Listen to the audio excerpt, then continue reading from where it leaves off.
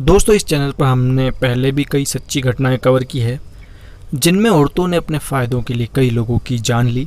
चाहे वो जूलिया टूफानो हो जो मेकअप के सामान के साथ जहर पैक करके बेचा करती थी, उन औरतों को जिनके पति उन्हें मारते पीटते हैं, या फिर बेल गनेस हो जिसने अपने खुद के बच्चों को तक जिंदा नहीं छोड़ा। लेकिन आज का जो केस है वो इनसे थोड़ा अलग है। जब आप इसे सुनेंगे तो सुनकर आपको अजीब भी लगेगा, क्योंकि इस तरह की चीज़ें आमतौर पर सुनने में नहीं आती, और ख़ासकर हमारे भारत देश में तो बिल्कुल नहीं। कहानी है जापान की। कहानी है चिज़ाको काकेही नाम की एक औरत की, जिसकी तस्वीर आप यहाँ देख पा रहे होंगे। चिज़ाको की पैदाइश होती है 28 नवंबर 1946 को किटाकुशी सिटी, फुकुओका में। शुरू से ही चिज़ाको पढ़ाई में तेज़, ज़हीन दिमाग और स्टूडेंट्स की तुलना में कहीं ज़्यादा तेज। खुद की एबिलिटी को देखते हुए चिज़ाको आगे पढ़ना चाहती थी यूनिवर्सिटी में, लेकिन पिता उसके कंजर्वेटिव फैमिली से थे जिनका मानना था कि लड़कियों का पढ़ना ठीक बात नहीं, और इस तरह चिज़ाको को आगे नहीं पढ़ने दिया गया। तो आगे पढ़ाई नहीं होते देख चिज़ाको 1965 में एक बैंक में नौकरी करने लग जाती है। 4 साल नौकरी करने के बाद 1969 में चिज़ाको एक शादी करती है एंटरप्रेन्योर से, जिसकी एक प्रिंटिंग प्रेस का बिजनेस था। चिज़ाको को इस दौरान 2 बच्चे भी होते हैं। पति इसका काफ़ी अमीर, ज़िंदगी अच्छे से मज़े में कट रही थी। लेकिन 1994 में एक दिन चिज़ाको के हस्बैंड को हार्ट अटैक आता है। कुछ दिन वो अस्पताल में भर्ती रहता है। कुछ ही दिन में तबीयत में सुधार आता है, लेकिन कुछ ही दिनों बाद हैरत अंगेज तौर पर उसकी मौत हो जाती है। अब सारा प्रिंटिंग प्रेस बिजनेस चिज़ाको के हाथ में आ जाता है।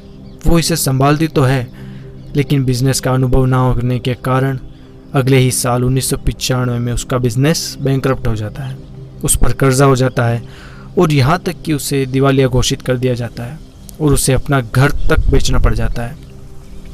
अब 1995 में चिज़ाको की उम्र थी 49। हालांकि इस उम्र में कई कम लोग ही दूसरी शादी करते हैं, आपने भी शायद ही सुना होगा। लेकिन चिज़ाको दूसरी शादी रचाती है एक फार्मास्यूटिकल होलसेलर के साथ। इस आदमी की उम्र थी 59। अब शादी हो जाती है, ज़िंदगी एक बार फिर पटरी पर आ जाती है। लेकिन जैसे वक्त गुजरता है, 11 साल बाद 2006 में चिज़ाको के इस दूसरे पति की भी मौत हो जाती है। इस वक्त तक चिज़ाको की उम्र 61 हो चुकी थी। अब आप सोच रहे होंगे कि 61 साल की उम्र काफ़ी होती है, अब शादी नहीं हो सकती। लेकिन आप गलत हैं। 61 की उम्र में चिज़ाको फिर से एंगेज होती है एक 78 साल के आदमी जिसका नाम होता है टोशियाकी। अब एक दिन टोशियाकी होटल से खाना खाकर अपने घर को लौट ही रहा था कि हार्ट अटैक के चलते रोड पर गिर पड़ता है। उसे अस्पताल ले जाया जाता है, और वहाँ पर वो 2006 से 2009 तक लाइफ सपोर्ट पर रहता है। कुछ वक्त बाद इसे कैंसर हो जाता है, और कैंसर के चलते इसकी मौत हो जाती है। अब जब इसका पति लाइफ सपोर्ट पर था, उसी दौरान सन 2009 में चिज़ाको एक और शादी करती है। इस वक्त तक इसकी उम्र 64 हो चुकी थी। शादी के 3 महीने के बाद ही इस पति को भी हार्ट अटैक आ जाता है, और वो भी भगवान का प्यारा हो जाता है। अब आता है साल 2011, और चिज़ाको हो चुकी है 66 ईयर की, 66 साल की। लेकिन हैरत अंगेज तौर पर ये फिर से एक एंगेजमेंट करती है 71 साल के मासानुरी होंडा नाम के शख्स के साथ। लेकिन इससे पहले कि इन दोनों की शादी हो पाती, मासानुरी की भी मौत हार्ट डिजीज से हो जाती है। अब चिज़ाको एक रिटायर्ड आर्किटेक्ट को डेट करती है जिसका नाम था मिनोरू हियोकी। कुछ दिन इन लोगों का रिलेशनशिप अच्छा चलता है, लेकिन एक दिन लंग कैंसर की वजह से मिनोरू की भी डेथ हो जाती है। अब मिनोरू के कुछ ही हफ्तों बाद एक सेल्समैन जिसका नाम इसिया काकेही होता है। इसाइया की उम्र होती है 75 उस वक्त, जबकि चिज़ाको की उम्र 68 हो चुकी थी, और ये उसका चौथा पति था। इस शख्स से इसकी मुलाकात एक मैच मेकिंग साइट के जरिए हुई थी। महज 2 महीने बाद 28 दिसंबर 2013 के दिन इसाइया अपने घर में मरा हुआ पाया जाता है। पुलिस जब पूछताछ करती है तो उन्हें कुछ खास हासिल नहीं होता, लेकिन एक पुलिस अफसर को चिज़ाको के बारे में पता था कि ये कई शादियां कर चुकी है और इसका पति हर बार मर जाता है, तो वो इसकी तफ्तीश करने का फैसला करता है। लाश का पोस्टमार्टम किया जाता है तो लाश में साइनाइड नाम का जहर मिलता है और नवंबर 2014 में जाकर चिसाको को गिरफ्तार किया जाता है और अब केस की खोजबीन तेज हो जाती है। एक हैरानी वाली बात पता चलती है कि चिसाको ने अपनी उम्र के इस पड़ाव में 10 मैच मेकिंग एजेंसी में अपनी प्रोफाइल दे रखी है और प्रेफरेंस में लिख रखा है कि उसे ऐसा पार्टनर या ऐसा पति चाहिए जो बुजुर्ग हो, जो अमीर हो और जिसकी कोई औलाद ना हो। घर खंगालने पर पता चलता है कि घर के कबाड़ खाने में और घर के बाहर एक गमले के नीचे एक साइनाइड की पोटली छुपी हुई है। नतीजतन चिसाको को 3 लोगों के कत्ल के इल्ज़ाम में गिरफ्तार कर लिया जाता है।